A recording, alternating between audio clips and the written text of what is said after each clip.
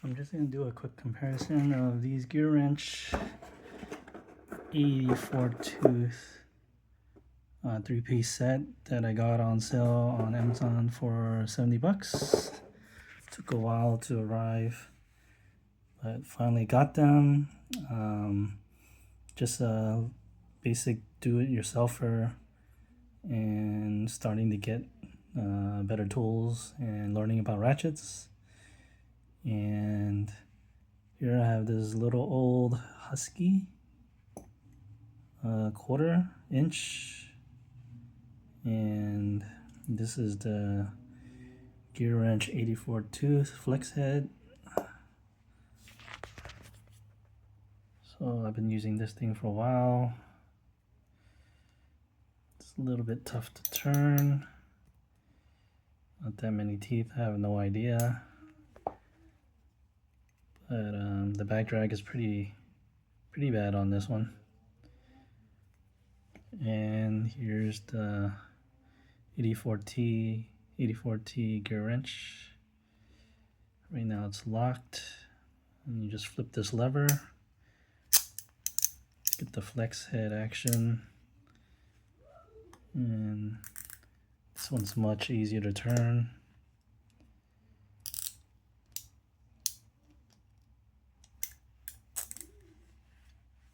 So yeah, that's the comparison of those.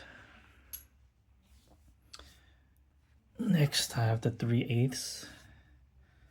So this one, it's just some generic one that came in a old cheap mechanic set. Here's the Pittsburgh 3/8 that I picked up earlier this year, and the 84T flex head. So let's turn the 3/8 on this one. Again, yeah, it takes a little effort.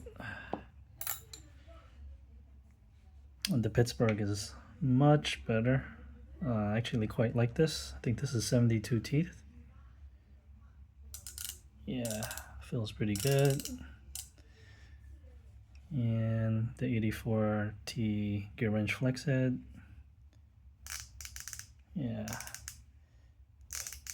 you can feel the higher tooth count, and that feels pretty good. But I still like this one. I use this more most oil changes, things like that. Again, locked and then unlock.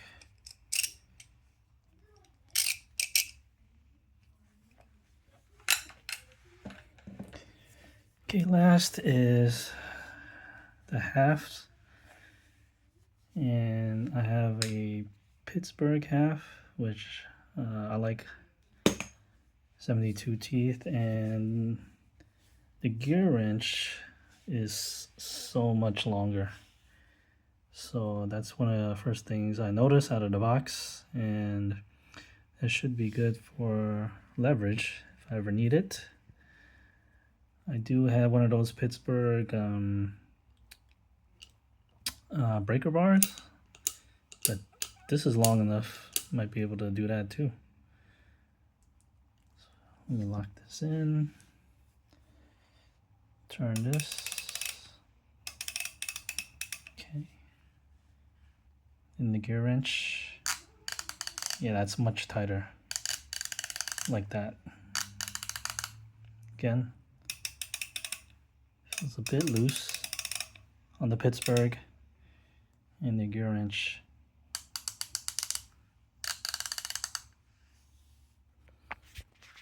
So yeah, overall, quite happy with the Gearwrench 84 tooth flex heads. I know there's the 90, but those cost more.